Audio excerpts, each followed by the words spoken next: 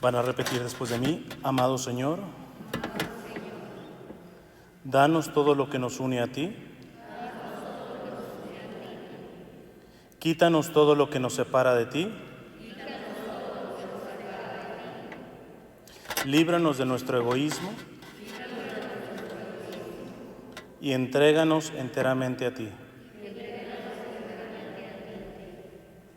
Que nunca se haga nuestra voluntad,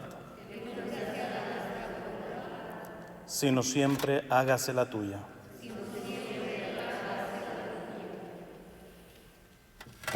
nombre del Padre, del Hijo y del Espíritu Santo. Amén. Bien, les decía que el Padre me pidió darles 3 charlas respecto a la liturgia y quisiera irme a lo más básico, para que después, con algunos otros proyectos que tiene en mente el Padre, pues todo eso pueda caer en buenas bases. Primeramente quisiera poner, evidentemente, la liturgia tiene que ver con el culto que le damos a Dios. Y ahí entran la celebración de todos los sacramentos. Pero evidentemente la fuente y culmen que dice la Iglesia que tenemos es la Eucaristía, ¿no? La Santa Misa. El problema está en que muchas veces no entendemos bien, estrictamente bien, qué pasa en la Eucaristía, qué es la Eucaristía. Esto sería para más de 3 charlas. Yo solamente les doy algo por encimita para que entendamos y pongamos unas bases en el comportamiento que tendríamos que tener a la hora de la Santa Misa. La Santa Misa, por definición, es el sacrificio redentor de nuestro Señor. Es el único sacrificio. Y digo el único porque posiblemente si tienen conocidos protestantes o hermanos separados, como quieran decirles, ellos nos calumnian, porque ellos dicen que nosotros andamos repitiendo el sacrificio de la cruz. ¿Y nosotros repetimos el sacrificio de la cruz? No, porque la Eucaristía no es la repetición del sacrificio de Jesús, es la presentificación. Hay otros 2 términos que usa la Iglesia que están bien, pero no son tan perfectos, ¿no? Uno es la actualización. En cada misa no se repite el sacrificio de Jesús, en cada misa se actualiza.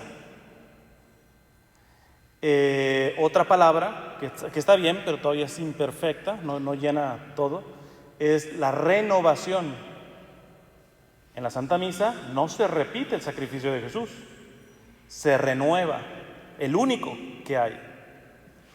La mejor palabra es la que les dije desde el principio, la presentificación. ¿Qué significa presentificación? Que la presencia de un evento concreto se hace presente en el aquí y el ahora. Es decir, que cuando estamos en la Santa Misa, estamos participando del único sacrificio de nuestro Señor.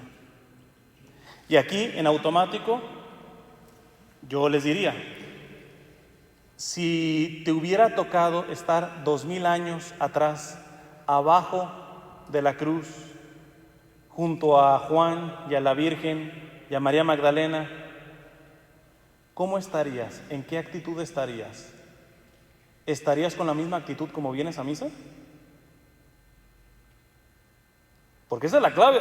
Nosotros venimos aquí a la Santa Misa a participar de la presentificación del único sacrificio de nuestro Señor. La única diferencia es de que hace 2000 años en el Calvario fue cruento este sacrificio. Ya el cuerpo de Jesús no puede sufrir cruentamente, ya está glorificado. Pero se sigue actualizando ese único sacrificio, y entonces por eso decimos que la Eucaristía es el sacrificio incruento de nuestro Señor, pero es el mismo sacrificio que inició en el Calvario. Entonces, en automático, la primera cosa que sería bueno que tú pensaras es, a ver, voy a hacer el ejercicio mental de irme 2000 años atrás, y qué tal si estoy aquí abajo de la cruz, con la Virgen, con San Juan, con María Magdalena. ¿Qué actitud tendría abajo de la cruz? ¿Cómo sería espiritualmente mi actitud delante, físicamente, de la cruz de nuestro Señor? Y una vez que tú definas eso, tú, en tu propia conciencia, reflexionas. Cuando vengo a misa, ¿vengo con esa actitud? Porque es el único sacrificio. Si tú me dices que acá estarías bien reverente, guardando el silencio, teniendo el sentido de lo sagrado y todo eso, ante ver a tu Señor crucificado, pero en la misa vienes y eres el primero que está hablando y te llegas tarde, etc. Allá ven cómo no entra la cosa, algo anda mal. Venimos a misa y no sabemos lo más importante, que lo más importante, asistimos a la presentificación, a la renovación, a la actualización del único sacrificio de nuestro Señor, que inició evidentemente en la cruz. Y esto tiene que ser la diferencia, porque fíjense, Lutero, para aquellos que no sepan quién es Lutero, Martín Lutero fue un sacerdote agustino que no solamente se terminó separando de la Iglesia Católica, sino con él comenzó el protestantismo. Las denominaciones protestantes que conocemos tienen por papá a Martín Lutero en el siglo XVI, ¿no? Y este Martín Lutero, cuando se separó de la Iglesia, fue demasiado, inclusive grosero, tenía una forma de hablar terrible, evidentemente anticatólico a más no poder. Sería muy largo explicarles por qué se fue, porque siempre van a escuchar, no, se fue porque vio las riquezas del Vaticano cuando fue a Roma y todo eso.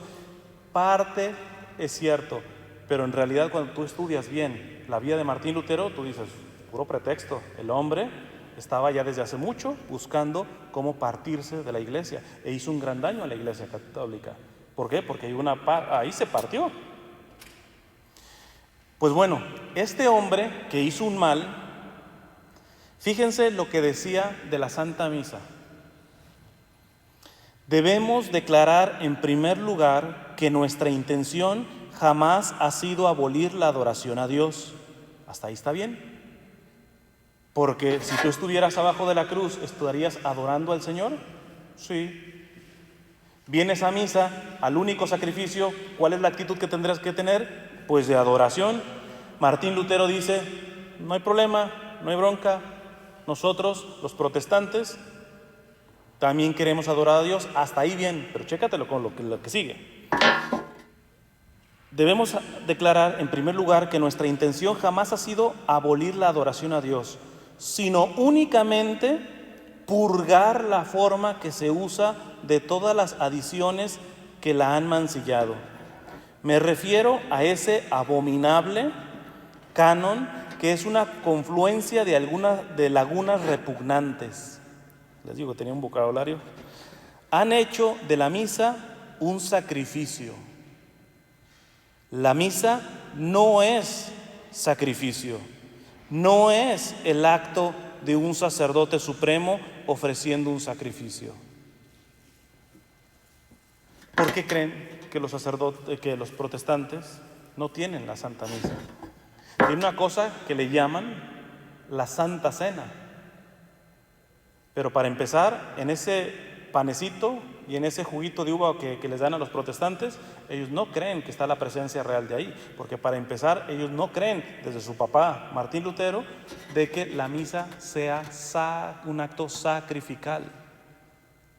Ahora, me extraña porque él es sacerdote, él fue sacerdote, y él dice que no puede ser sacrificio porque no puede haber un acto de un sacerdote supremo ofreciendo un sacrificio. Y en cierta parte está bien, pero se le olvida una cosa, que el sacerdote, ahorita que estuvo el padre celebrando la Santa Misa, recuérdenme el nombre del padre. Ángel. El que ofreció, el que hizo el acto sacrificial ahí, no fue el padre Ángel. Fue Cristo mismo a través del orden sacerdotal que tiene el padre Ángel.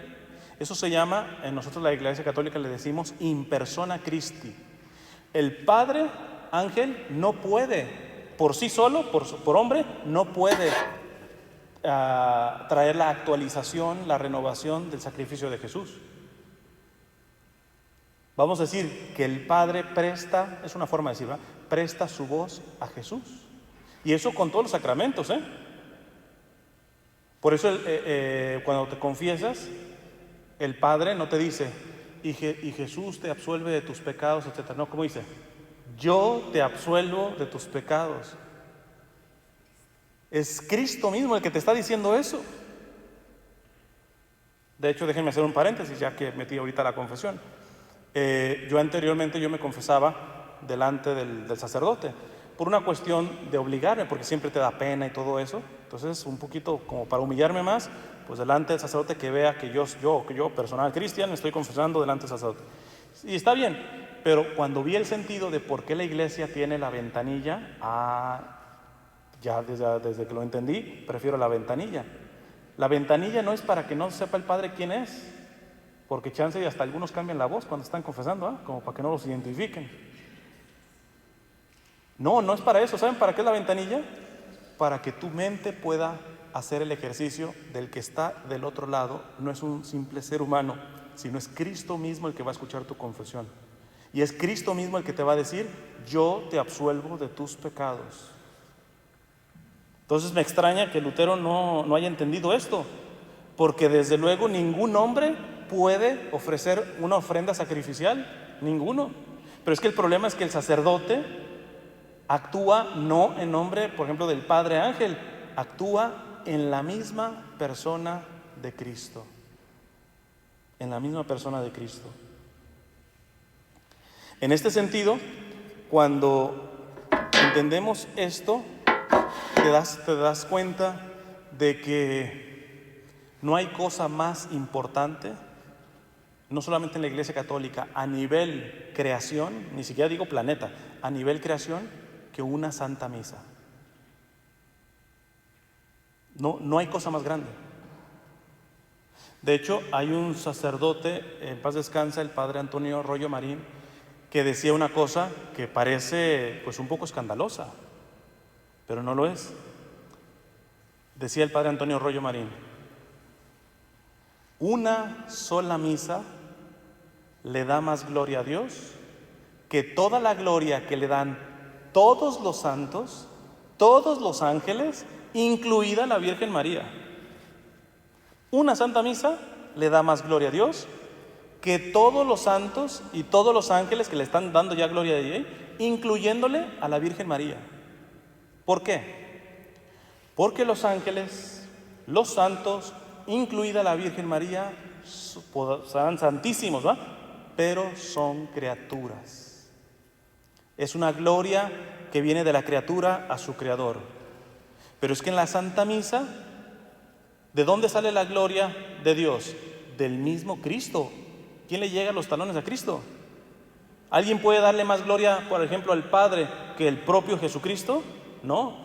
Y en la Santa Misa el que celebra el sumo y eterno sacerdote es Jesucristo a través de ese hombre sacerdote que por el orden sacerdotal actúa in persona Christi.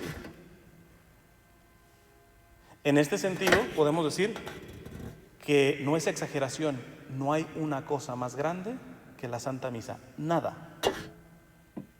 Pero en automático a mí me salen dos preguntas. Si ya llegamos a esta conclusión, yo tendría que decir, si no hay nada más grande que la Santa Misa, no me digan, pero ¿cuántos van a misa todos los días?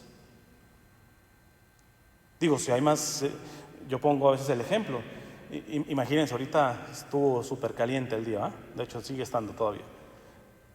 Pero imagínense que en el calorón punta que llegó hoy, agréguenle unos 10 grados más, o sea, de a tiro asándonos.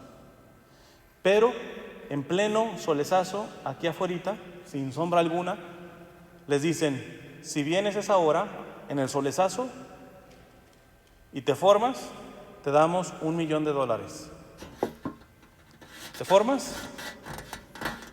No, ya los veo. Gratis, $1,000,000. Ahora, pregunta, ¿la Santa Misa vale más o menos que $1,000,000? ¿Por qué hacemos menos entonces por la Santa Misa? ¿Por qué regateamos? A veces hasta el clima. Chance y algunos no vinieron precisamente porque estaba bastante caliente.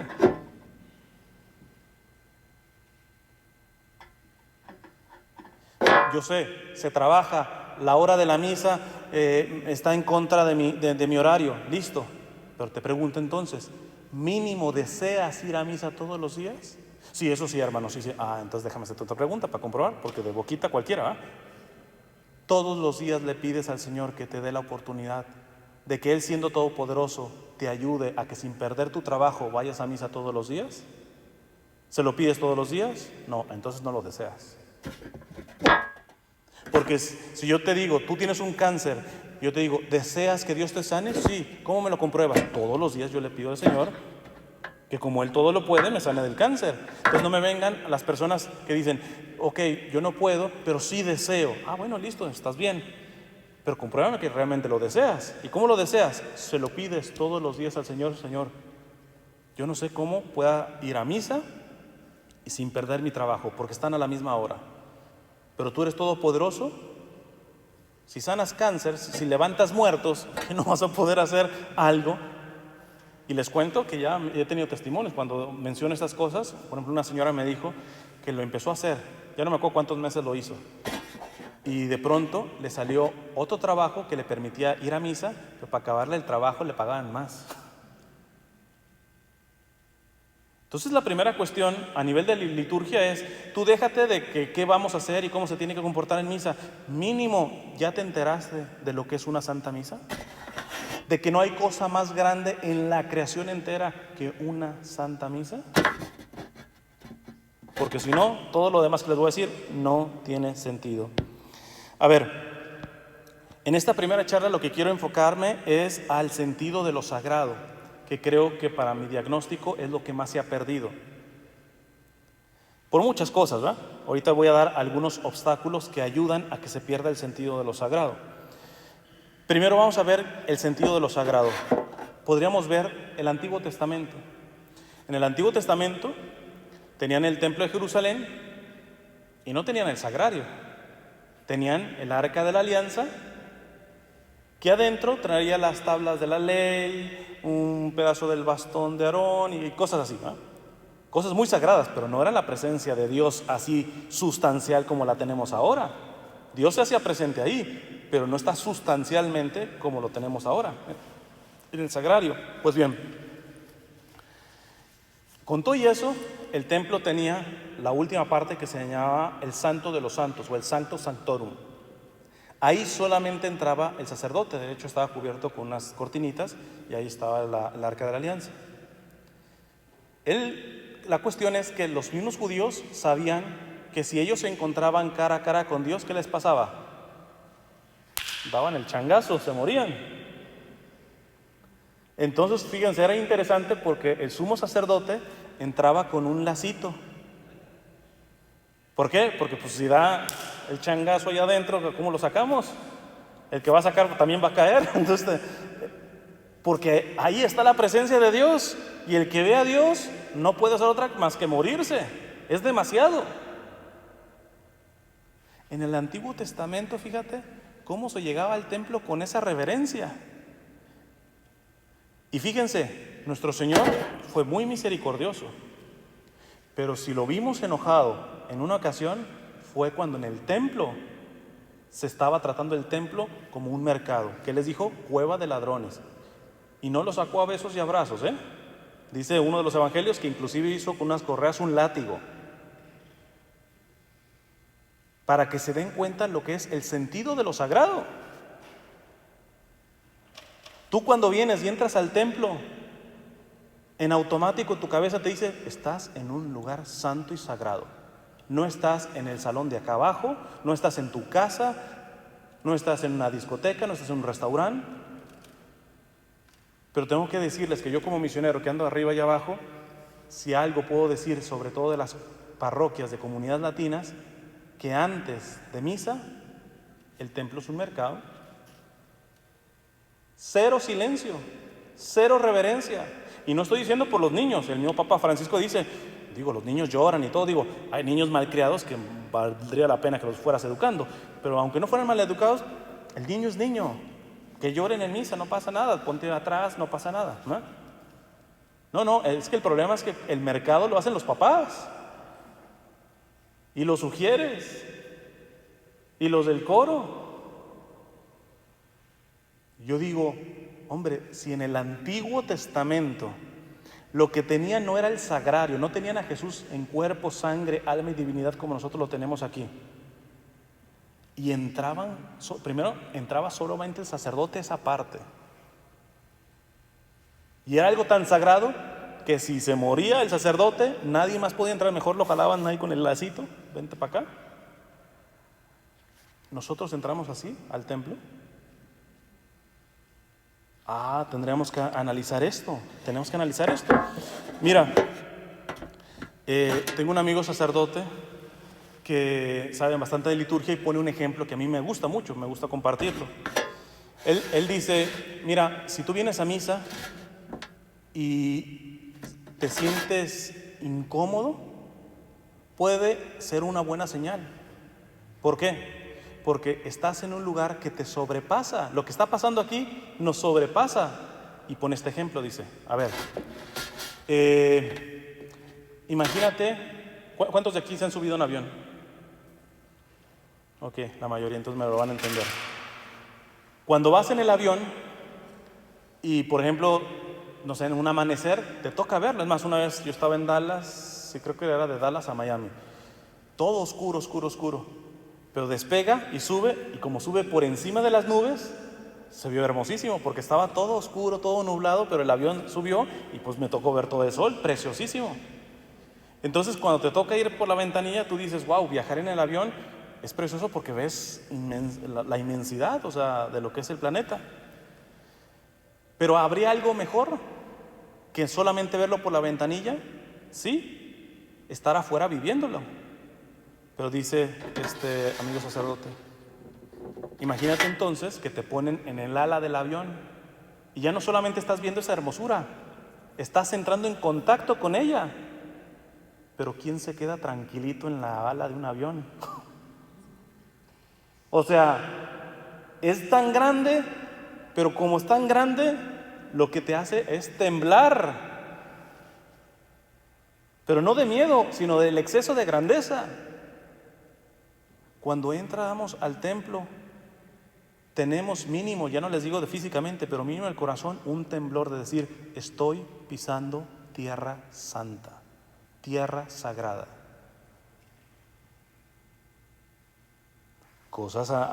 Si no, entonces yo tengo la razón, andamos muy mal en el sentido de lo sagrado. Y si no tenemos el sentido de lo sagrado, nuestras misas están siendo mediocres, pero no por el Señor, no porque valgan menos, sino porque nuestra actitud no se está dando cuenta del milagro que es la Santa Misa. Yo no entiendo, yo no estoy en contra de grupos de oración ni nada por el estilo, pero a veces los grupos de oración se enfocan tanto en cuestiones extraordinarias, milagros, sanaciones y liberaciones. Listo, Dios hace eso. Pero cuando, por ejemplo, he llegado a dar charlas en grupos de oración en donde el padre les dice, les cambia las cosas. ¿Saben qué? A la hora del grupo de oración vamos a tener más bien la misa y pues acorten después de la Santa Misa para tener una reunión más pequeñita. Y me dicen, ay hermano, estamos enojados con el padre. Imagínense que nomás le va a dar bien poquito tiempo porque nos puso la misa. O sea, no les canceló nada más por pura misericordia. Porque me dan ganas de decir, ¿a poco me están poniendo a mí primero que la Santa Misa? O sea, ellos haciéndome el favor de indignados porque el padre me recortó el tiempo de la plática para la Santa Misa. Ese ejemplo, que ese grupo de oración no tiene ni idea lo que es una Santa Misa, para creer que es más importante la predicación de un misionero o de un cantante católico, pónganle lo que quieran. Nada le llega a la Santa Misa, nada. Además, el sentido de lo sagrado, cuando las personas lo tienen, sin tú querer, ayudas a la conversión. Hace poquito se celebró la fiesta de Edith Stein, Santa Teresa Benedicta de la Cruz se llama ella. Así rapidito, ella era judía de raíz, bueno, nacía en Alemania, pero judía de raíz, de raza y de religión. Pero en la adolescencia ella perdió la fe y era una mujer sumamente inteligente, llegó a ser asistente de un gran filósofo que se llama Edmund Husserl, de filosofía, ella fue una gran filósofa. Y fue una atea. no cree en Dios, pero no la atea como los ateos que ahorita abundan, que son más bien resentidos, ¿verdad? No, esta no creía en Dios, pero porque realmente buscaba la verdad. Quiero pruebas, quiero buscar hasta el fondo, ¿ah? Una vez estando en una casa de un amigo católico, se encuentra con un libro que escribió Santa Teresa de Ávila, una española del siglo XVI, y dijo, no, aquí está, esto es la verdad que estaba buscando. Se hace católica, después se hace monja de clausura, carmelita descalza, y como era de raza judía, Hitler en la Segunda Guerra Mundial la sacó y la mató en la cámara de gas. Pues bien, cuando Edith todavía no era católica, una vez tenía que ir a dar una conferencia a otra ciudad de Alemania. Y en su tiempo libre dijo, pues voy a visitar. Y visitó la catedral de ese lugar. Y fíjate lo que dice. Paramos en la catedral, todavía aquí, no, es una atea la que está hablando, todavía aquí no está convertida. Paramos en la catedral por algunos minutos y mientras mirábamos alrededor, vimos entrar en respetuoso silencio a una mujer cargada con su canasta del mandado.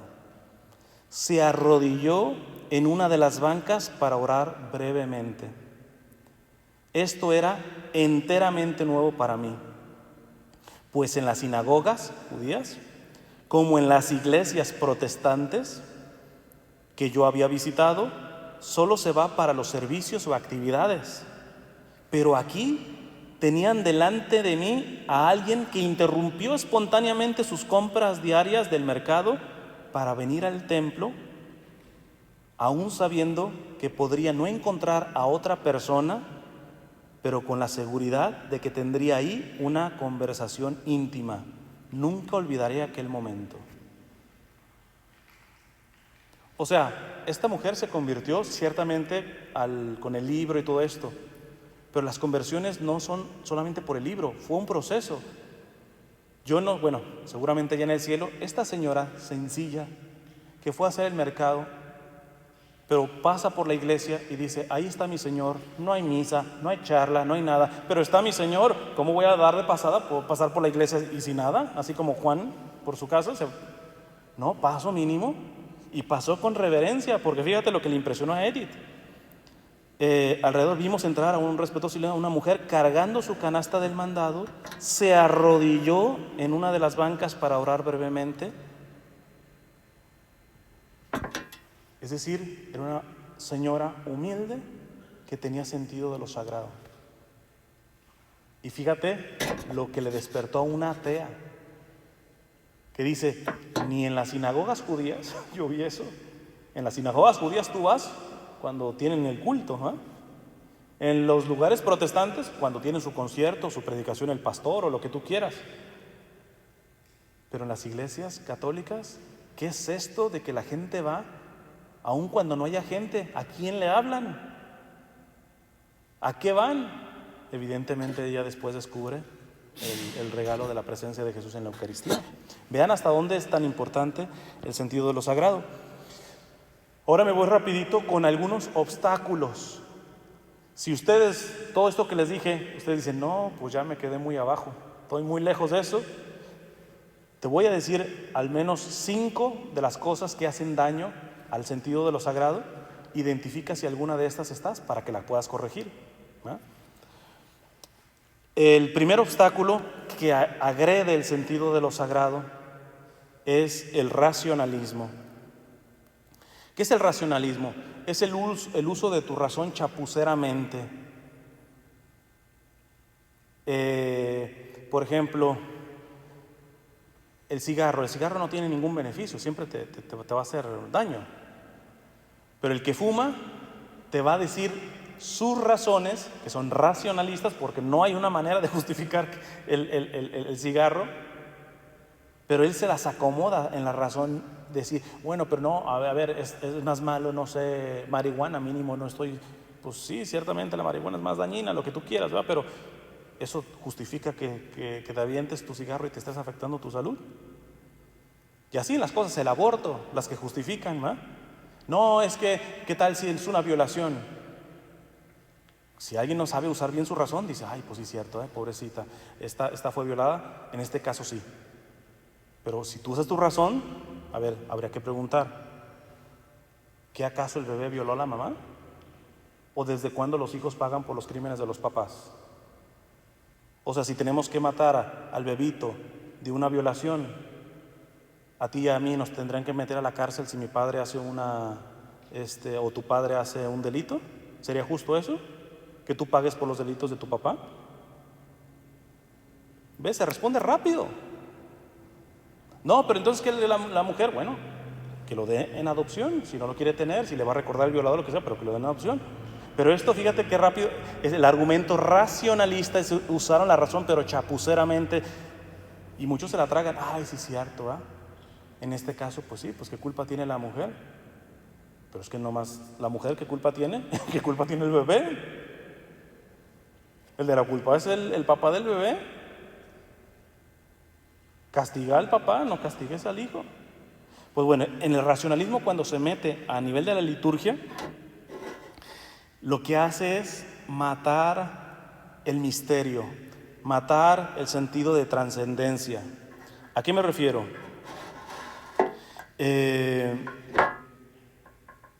Podría poner varios ejemplos, pero se me vino ahorita uno muy concreto. El latín nunca ha estado prohibido en la iglesia. Hubo una reforma en los años 60, 70 de la liturgia. ¿A alguien le tocó la misa antes de los 60? ¿Le tocó las misas en latín? ¿Sí? Ok, se recuerdan que todo era en latín. Entonces, hubo un cambio en este sentido. Pero nunca se prohibió el latín. Más aún, los documentos hablan de que las misas tendrían que tener algo, poquito a lo menos, de latín. Ahora, los racionalistas dicen, no, pero eso no sirve porque la gente no entiende. Primera regla que tú tienes que saber en la Santa Misa. Si la Santa Misa es el misterio de misterios, lo que tienes que entender es que nunca lo podrás entender todo. Que la Santa Misa te va a rebasar lo que te cabe aquí en la cabeza. Yo te puedo dar estas 3 clases hoy y los próximos 2 días, pero así me quede 3 años, así me quede la vida entera explicándote cosas de la Santa Misa, no nos la vamos a acabar. Entonces, el primer obstáculo es, algunos dicen, no, es que la Santa Misa tiene sentido si la gente que viene entiende todo. Pues no. O sea, la iglesia tiene celebrando en la lengua vernácula, se llama, en la lengua propia del lugar, apenas 50 años. ¿Tú crees que casi 2000 años fueron echados a perder porque las santas misas no las entendía toda la gente? No.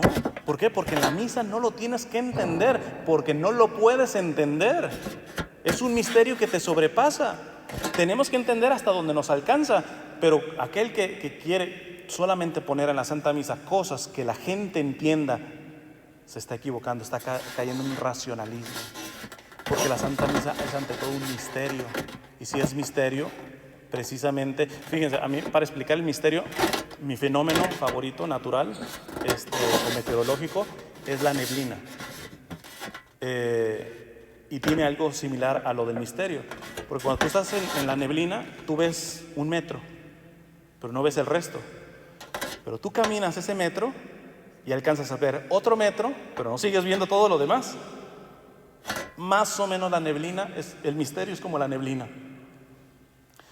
Tú llegas a la Santa Misa y a través de estas clases, a través de cómo la vas viviendo con más reverencia, vas caminando, pero siempre hay más neblina que no te deja ver lo que es, porque si es el misterio en donde Dios se ha quedado con nosotros, no te lo puedes acabar. Así que el pretexto de decir, inclusive una señora me decía, cuando yo les decía esto de ir a misa todos los días, no, pero ¿cómo voy a hacer si yo no sé inglés? Y la única misa que dan en mi parroquia dentro de semana es en inglés. Pues así sea en totonaco, en chino, etcétera. Usted vaya a misa, ¿por qué? ¿Porque la misa tiene sentido porque usted la entendió? No, la misa tiene sentido por lo que pasa ahí. Mira, en un culto protestante, quítale un buen coro y quítale un buen predicador, un buen pastor, un buen predicador, se les acabó el culto. No hay nada que hacer. Aquí, el coro cante desafinado o no haya coro, el padre predique mal o no predique, ¿se deja de hacer presente Jesús en cuerpo, sangre, alma y divinidad a la hora de la consagración? No. Así sea el peor de los sacerdotes, se hace presente ahí Jesús. ¿Por qué? Porque el misterio está por encima de lo que tú puedas hacer, de lo que podamos hacer los seres humanos, de que lo que podamos entender.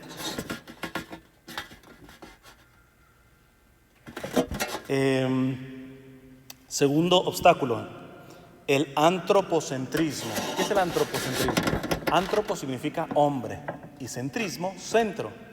No hay cosa que dañe tanto el sentido de lo sagrado a la hora de misa que ponernos a nosotros en el centro. Cuando tú escuchas a una persona decir, no, yo ya no voy a esa misa porque no me gusta cómo predica el padre. ¿Y desde cuándo la misa tiene que ser a su gusto, señora o señor? No, yo no voy porque pues me caen gordos los del coro y todo eso. O sea, entonces ¿a qué viene usted? No, o positivamente, no, ¿sabes qué? Yo estoy yendo a la otra parroquia, ay, el padre es tan chistoso y todo eso. No, pues si quiere divertir, váyase a un circo. La Santa Misa no es para entretener gente, no es para que le guste a usted. Nada más peligroso, mata la fe y la liturgia, que una persona que llega a la Santa Misa creyendo que es el centro. Le tiene que gustar lo que va a ver ahí, tiene que sentir bonito, etc. Espérate, el centro en la Santa Misa no eres tú, el centro en la Santa Misa es nuestro Señor. Es nuestro Señor. Fíjate lo que decía Lutero, este protestante, papá de los protestantes, hablando todavía de esto de que la Santa Misa no es sacrificio, pero fíjate las palabras que va a usar. Llamemos, como dice que no es sacrificio, dice, llamémosla una bendición, pero no le llamemos sacrificio.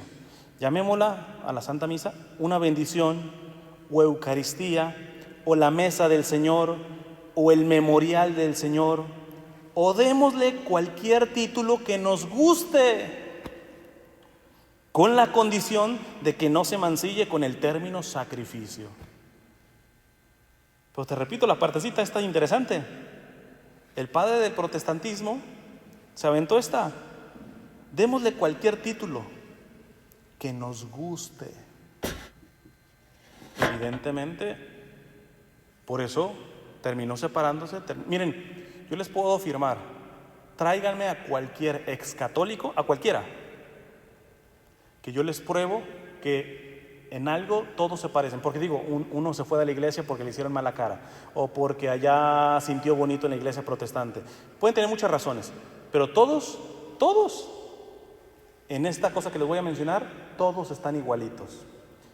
Tráiganme a un ex católico que haya sido verdaderamente alma eucarística. No lo van a encontrar. Y si alguien dice, no, sí, yo iba a comulgar y todo eso, pues habrá que ver si estabas enterado de qué es lo que comulgabas. Habría que ver la calidad y la reverencia y la adoración a la hora de comulgar. Chance y hasta comulgabas en pecado mortal, que es un sacrilegio. Hay denominaciones protestantes bastante agresivas y a nosotros, burlándose de nosotros, nos dicen tragahostias. A mí me gusta decirles, ¿saben qué? Los tragahostias eran ustedes excatólicos. Ustedes sí, cuando estaban aquí en la iglesia, fueron tragahostias, porque nunca se enteraron qué era lo que estaban recibiendo. ¿Cómo no se van a separar? Un alma que sea verdaderamente eucarística, es imposible que deje la iglesia católica. Es imposible, porque tendrías que presentarle algo más importante que la Eucaristía. A ver dónde lo encuentras. A veces esto incomoda en algunos ministerios, pero yo les digo, si tu ministerio, sea el que sea, cada uno tiene sus carismas, ¿verdad? Eso está bien, pero todos, si son ministerios católicos, algo tienen que hacer con sus miembros: formar almas eucarísticas. Si de los ministerios no salen verdaderos adoradores del Señor, ese ministerio es un ministerio protestantizado, son protestantes adentro de la iglesia católica. Porque si tu ministerio es de orar y de sanar y todo eso, ¿eso lo van a encontrar en una iglesia protestante? Sí. Si tu grupo es más de danza y música y todo eso, ¿eso lo pueden encontrar en una iglesia protestante? Sí. Si es por traer un buen predicador bonito que te haga llorar y toda la cosa, ¿eso lo pueden encontrar en una iglesia protestante? Sí.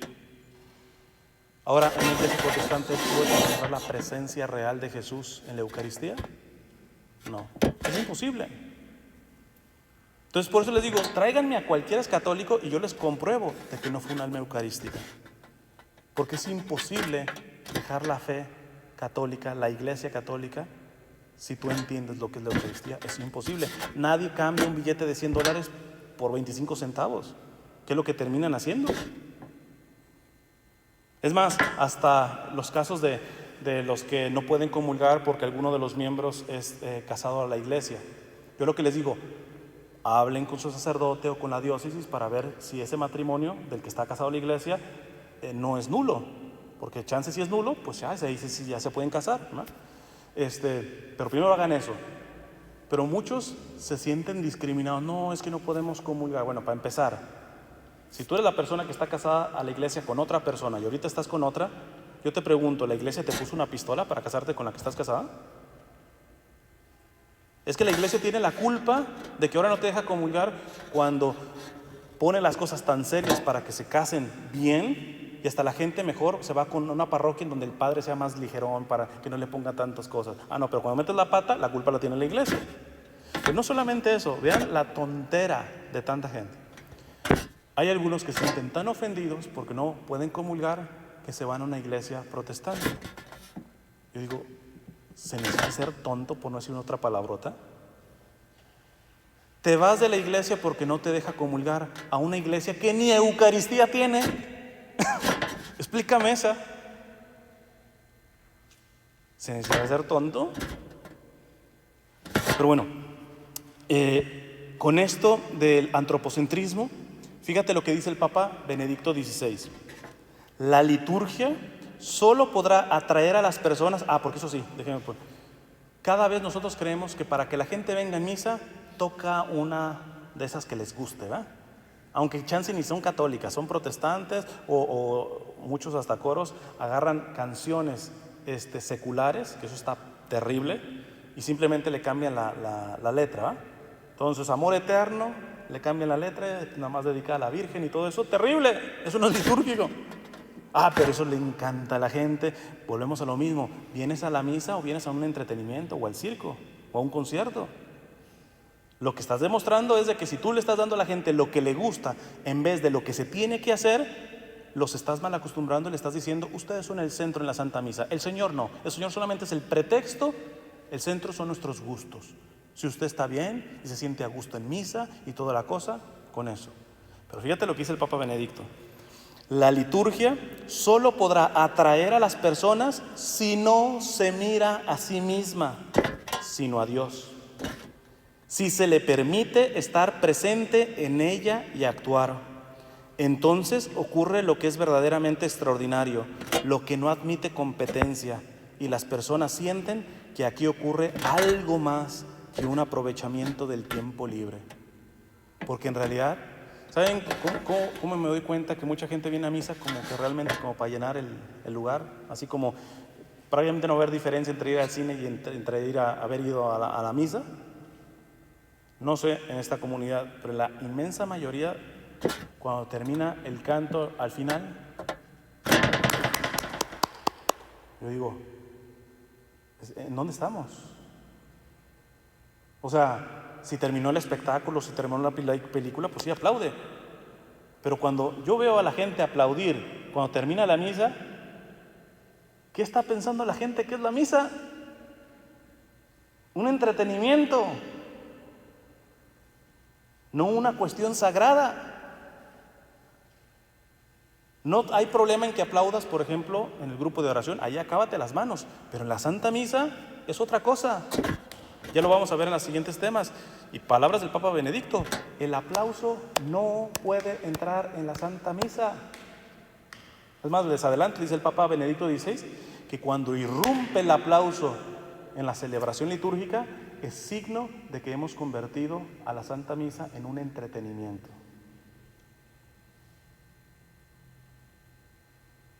Repito, en el grupo de oración, aplaude al Señor lo que tú quieras, pero entérate que la Santa Misa es otra cosa, no tiene comparación. Pero además, si volvemos a la Santa Misa, a ver cómo atraemos a la gente. Por ejemplo, hay parroquias que la misa de niños, y ponen hasta títeres, ¿verdad? Ponen títeres y les explican el Evangelio aquí con títeres y todo eso, para que atraer a los niños. Pero estamos convirtiéndolo en un circo. Y el Papa Benedicto, fíjate lo que dice: este tipo de atracción no dura mucho, el de una liturgia como espectáculo. En el mercado de las ofertas de tiempo libre, que siempre incorpora formas de lo religioso para incitar la curiosidad del público, es imposible hacer la competencia. ¿Qué está diciendo aquí el Papa? A tu niñito, para atraer a los niños vamos a poner títeres aquí, como si fuera circo, y le pone. Y los niños, ¿sabe, padre? Qué bien, ya estamos trayendo a los niños y los niños ya quieren venir a misa. ¿Por qué? Porque les encanta ver los títeres y cómo les explican eso. Pero ¿qué pasa si un domingo viene un circo de la caricatura favorita de tu niño a la misma hora de la Santa Misa y tú le pides, elige una de las dos cosas: ir a los muñequitos estos en la misa o ir al circo de tu caricatura favorita? ¿Qué creen que va a elegir? Exactamente, es lo que está diciendo el Papa. Es que no seamos tontos por querer volver la Santa Misa una cosa agradable, que a la gente le guste, que sea simpático. No nos damos cuenta que el mundo siempre va a ser más simpático. La Santa Misa no tiene que competir con nada, porque nada le llega ni a los talones. Pero a la hora de lo que estamos convirtiendo en un entretenimiento, entonces la gente sí va a tener mentalmente que comparar. Y siempre va a haber cosas más entretenidas que venir a misa. O sea que cuando tú tratas de ser entretenida la Santa Misa, lo único que estás haciendo es preparándolos para que un día no vuelvan a misa. Porque como ya les convertiste en entretenimiento en la misa, cuando encuentren un entretenimiento mejor, se van a ir.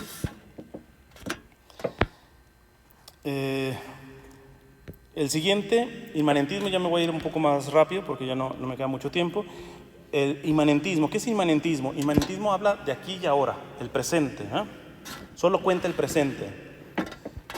Una de las cosas que a mí me da tanta tristeza es que venimos a la Santa Misa sin entender que la Santa Misa tiene 2000 años. La misa que eligió el Padre, las oraciones que eligió el Padre, las eligió, son fórmulas que son del siglo III. Cuando el Padre empezó a decir Águeda, Inés, todas esas son mártires de los primeros siglos. Y en las primeras misas se les mencionaba a ellas. Es decir, el Padre, con la misa que eligió, se unió a los primeros cristianos.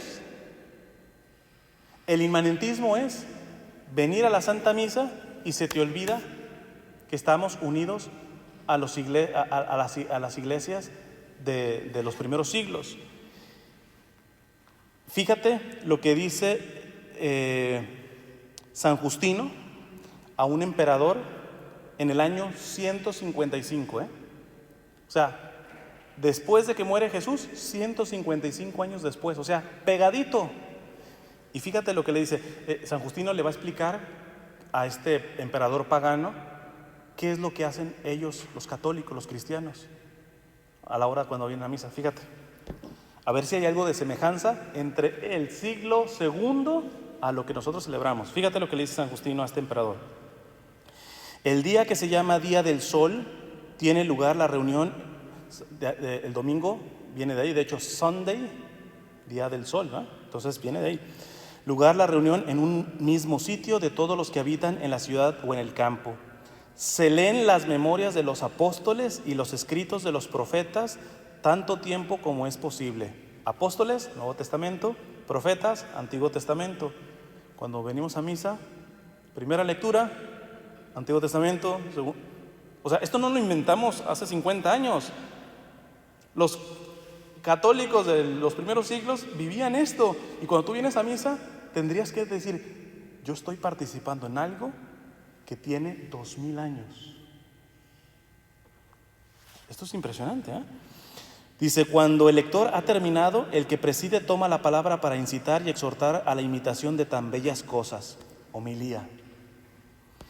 Luego nos levantamos todos juntos y oramos por nosotros y por todos los demás donde quiera que estén, a fin de que seamos hallados justos en nuestra vida y nuestras acciones y seamos fieles a los mandamientos para alcanzar así la salvación eterna. La oración de los fieles, la petición. Cuando termina esta oración, nos besamos unos a otros, el símbolo de la paz. Luego se lleva al que preside a los hermanos pan y una copa de agua y de vino mezclados, ofertorio. El presidente los toma y eleva alabanzas y gloria al Padre del universo por el nombre del Hijo y del Espíritu Santo y da gracias. Dar gracias en griego es eucharistos, de ahí viene Eucaristía. Largamente porque hayamos sido juzgados dignos de estos dones. Cuando terminan las oraciones y las acciones de gracias, todo el pueblo presente pronuncia una aclamación diciendo amén. Cuando el que preside ha hecho la acción de gracias y el pueblo le ha respondido, los que entre nosotros se llaman diáconos, distribuyen a todos los que está presente pan, vino y agua eucaristizados, es decir, consagrados, y los llevan a los ausentes, es decir, a los enfermos. Año 155. Si tú quieres avivar el sentido de lo sagrado en la liturgia, hay un ejemplo de un padre brasileño que se llama el padre Pablo Ricardo que me gusta, que dice, imagínate que estás en el borde de un peñasco y está el abismo ahí y tienes que cruzar al otro lado y tienes que brincar. ¿Te crees que vas a alcanzar a brincar desde el lugar que donde estás? Para empezar, nada más de ver dónde estás te da vértigo y hasta te caes. ¿Qué tienes que hacer para saltar?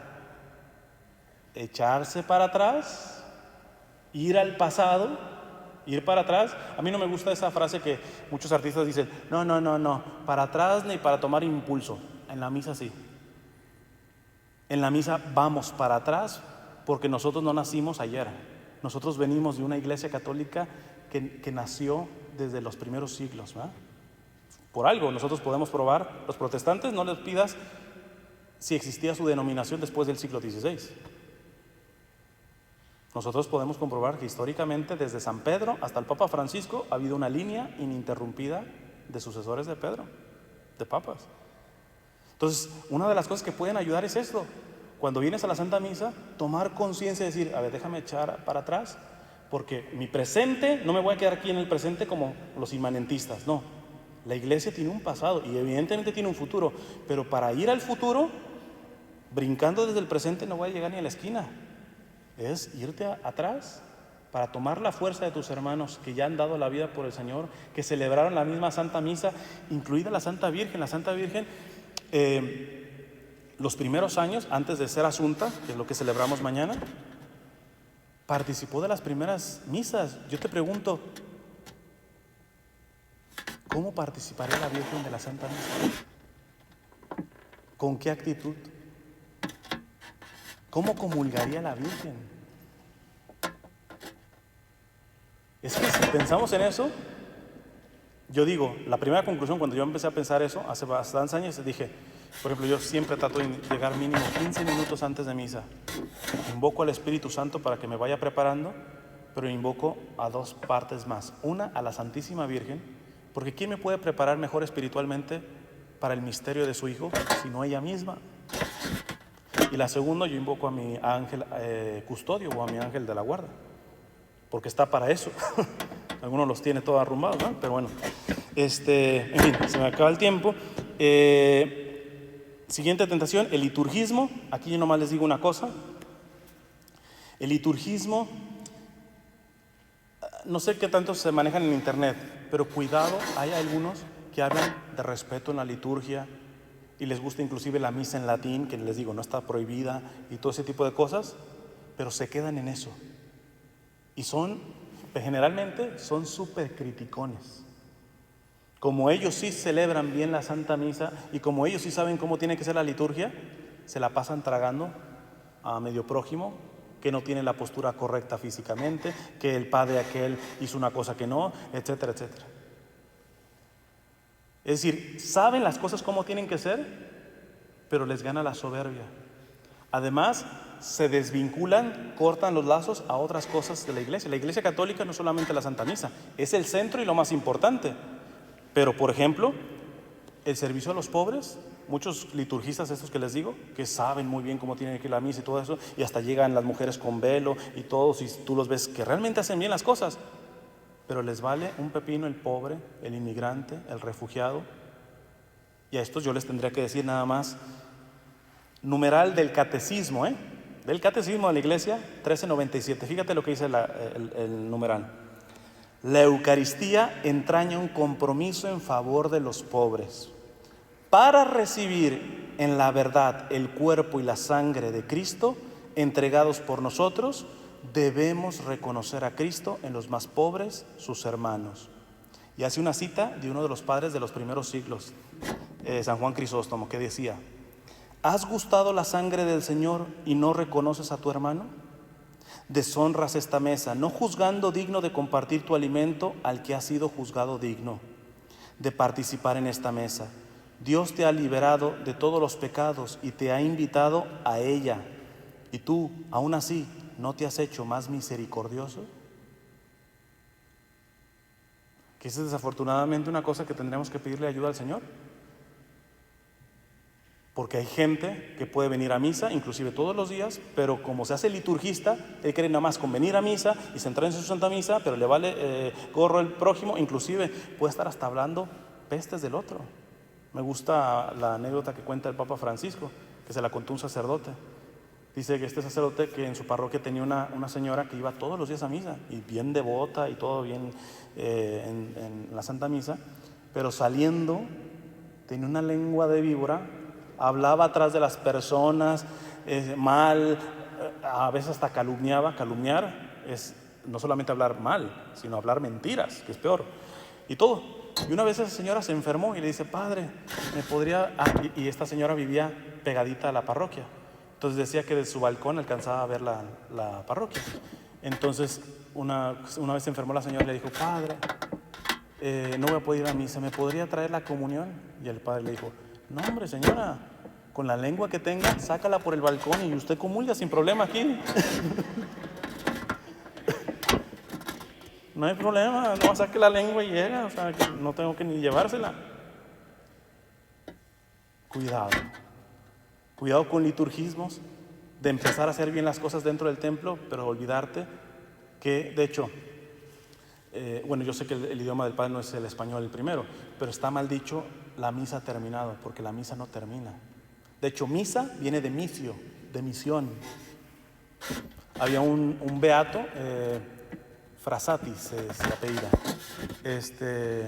que decía: todos los días el Señor, él iba a misa todos los días, joven, todos los días el Señor me visita en la Eucaristía y después yo le pago la visita visitando a los pobres. Eso es el católico. No se queda en decir: yo rezo bien bonito, yo aquí adentro y voy a misa y todo eso, y me vale gorro los demás. E inclusive puedo estar chismeando y todo ese tipo de cosas. Cuidado con los liturgismos, porque los liturgismos también te van a afectar. Y la última, el reformismo. El reformismo, hay una frase en latín que se dice Ecclesia semper reformanda. Lo que significa es que la iglesia siempre se está reformando, y eso es bueno. ¿Por qué? Porque la iglesia, al ser también humana, como institución divina, es santa. Por eso decimos Santa Iglesia Católica.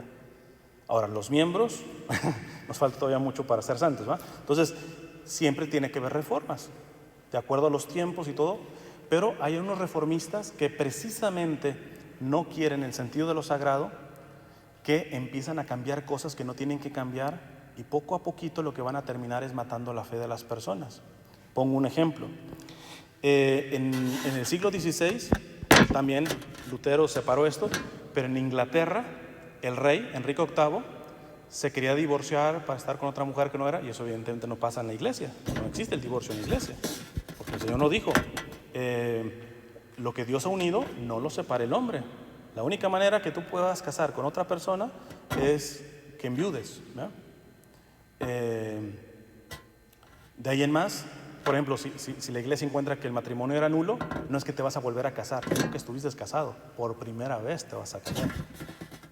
Entonces, en este sentido, pues el rey no quería eso y no le gustó que el Papa no le haya dado su caprichito y partió la iglesia. Pero seguía creyendo como católico. Entonces hizo la iglesia que llamamos anglicana, o aquí se llama la iglesia episcopal, que dependen del rey de Inglaterra, ¿no? De los anglicanos. Y creían en la Eucaristía, Enrique VIII y todo. Simplemente fue un caprichoso que se separó, fue un cismático. Pero todo era igual a la iglesia católica. Hasta que puso de encargado a un obispo que se llama Thomas Cranmer, que sí era un reformista. Él, para empezar, tenía mujeres por lo escondidito, no estaba nunca de acuerdo con el celibato sacerdotal. Y cuando tú no eres fiel en tu sacerdocio, ¿qué vas a andar siendo fiel a la cuestión de la Eucaristía? Entonces empezó a hacer cambios sin atacar la Eucaristía, que es lo que les digo, lo peligroso del reformismo. Por ejemplo, él empezó a decir, el culto debe ser un lenguaje que todos los hombres puedan entender. Ya va con esto de que le guste a la gente. Listo, empieza ahí. No atacó la transubstanciación, que es el milagro que pasa de que el pan y el vino, la substancia cambia en cuerpo, sangre, alma y divinidad, que es lo que creemos nosotros. Pero empezó a aligerar, ya no era altar, ya era una simple mesa. Y poquito, en una generación, los anglicanos dejaron creer que Jesús estaba en la Eucaristía. Sin atacar la Eucaristía, logró que no se creyera en la presencia de Jesús en la Eucaristía. Recientemente acabo de ver una estadística, ya no me acuerdo, creo que un tercio, me parece, de los católicos de aquí de Estados Unidos no cree en la presencia real de Jesús en la Eucaristía. Y a mí no me sorprendería. Porque, ¿saben? Un signo en la cual yo digo, ¿sabes qué? La inmensa mayoría de católicos no cree que realmente Jesús está presente ahí. ¿Cómo me explicas que en cada misa un montón se levantan a comulgar y en las confesiones son 3 gatos? Yo digo, por matemáticas, o vivo entre puro santo que nunca peca, o vivo entre puro sacrílego que comulga en pecado mortal, que es grave, porque dice San Pablo, el que come y bebe el cuerpo y la sangre del Señor sin discernimiento, come y bebe su propia condenación. Si tú has comulgado en pecado mortal, tienes que confesarlo porque es un pecado grave. Si vienes en pecado venial, también te tienes que confesar, no necesariamente, para eso está el acto de contrición o el acto penitencial. Por eso hay que llegar temprano a misa. Si tú solamente tienes pecados veniales y por tu culpa llegaste tarde a misa y no hiciste el acto de contrición, no te puedes acercar a comulgar. Pero no tengo pecados mortales, nomás veniales, sí, pero no hiciste el acto de contrición. Si lo hiciste y traes nada más pecados veniales, adelante, no necesitas la confesión, puedes comulgar. Pero no es lo que yo veo. Entonces, ¿qué significa? Que si una gran parte de católicos ya no están creyendo en la real presencia de Jesús en la Eucaristía, muy posiblemente es porque hay reformistas que ya empiezan a cambiar las cosas, ¿no? Y que sin atacar la Eucaristía empiezan a tibiar la fe de las personas, las van a terminar matando. Conclusión. Como conclusión quisiera dejar una frase del Papa Benedicto, que la dijo cuando era cardenal, Joseph Ratzinger. Dijo el Papa Benedicto, en el trato que le damos a la liturgia se decide el destino de la fe y de la iglesia. Muy fuerte lo que está diciendo, ¿eh? El destino de la fe y de la iglesia va a depender de cómo estamos tratando la liturgia. Y dirá después, ¿por qué? Porque en la liturgia lo que decimos es, Dios es primero. Pero si las misas ya es lo que me gusta, si siento bonito, yo soy el centro, etcétera, y no el Señor, ya empezó mal. Tarde que temprano tu fe católica se va a morir. Y contigo se muere una partecita dentro de la propia iglesia. Porque si el católico no entiende que lo más grande que hay en la creación entera es la presencia de su Señor en la Eucaristía, estamos perdidos. Todo lo demás no tiene en qué sostenerse. Por algo los protestantes atacan tanto la Eucaristía. Que se ha dicho yo de paso, yo puedo debatir con muchos protestantes, inclusive protestantes que no, evidentemente no creen en la Eucaristía, pero son respetuosos. Pero en el momento que me ofenden a la Eucaristía, que le dicen galleta o que le dicen cualquier otra cosa, no cuentes conmigo. Yo no tengo que hablar más con una persona que me ofende a mi Señor. Pues hay católicos que se aguantan eso. Le están ofendiendo lo más grande que tienen. Yo no te digo que los agarres a golpes, aunque yo siempre dije, yo les digo a estas personas, no hay más que hablar contigo. ¿Me ofendes a la Eucaristía? Tú no tienes obligación de creer, pero respeto por esto, porque es mi Señor. Entonces, ya no, me voy. Y si me sigue, ahí yo sí, sin problema, sin problema le doy un puño o algo más, porque ya sería acoso, ¿verdad? Pero mínimo la firmeza de decir, ¿sabes qué? Yo a nadie le permito que me ningunee la presencia de Jesús en la Eucaristía. Y si no se lo permito ni siquiera a un protestante, mucho menos a un católico. Entonces, en las próximas 2 charlas voy a darles algunos recursos que pueden ayudarles a rescatar, a revivir lo más grande que nosotros tenemos, que es la Santa Misa, ¿verdad? Cierren sus ojos para hacer una oración. En nombre del Padre, del Hijo y del Espíritu Santo. Amén. Señor, primeramente te queremos dar gracias por el misterio insondable, el milagro de milagros. Ningún milagro puede llegar al milagro de tu presencia en la Eucaristía. Gracias, Señor, porque tu amor por nosotros no solamente llegó a humillarse al tomar forma humana y en un pesebre y pobre y llegar a la cruz, sino tu amor es tan excesivo que te has querido quedar en los accidentes del pan y el vino. Pero también te queremos pedir perdón porque por ignorancia o por pereza o por mala formación no hemos valorado este milagro de milagros.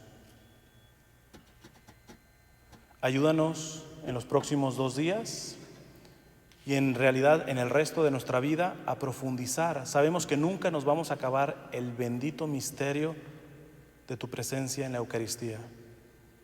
Pero ayúdanos en estos 2 días y en el resto de la vida a tomar en serio, a profundizar este milagro de milagros. Finalmente te queremos pedir por aquellos hermanos católicos que están en lugares de persecución, en lugares en donde quizá no tienen ni siquiera sacerdote y sufren por no tener la Santa Misa.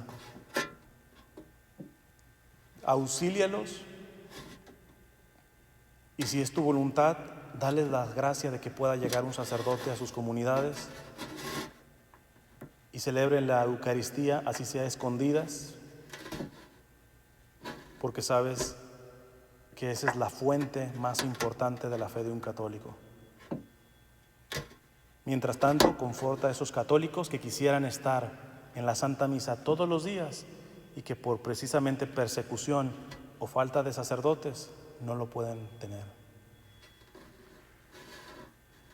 Finalmente, a ti, Madre Santísima, te encomendamos estos días de profundizar en la liturgia, porque tú eres la que sabe tratar las cosas sagradas con el mayor amor y la mayor delicadeza.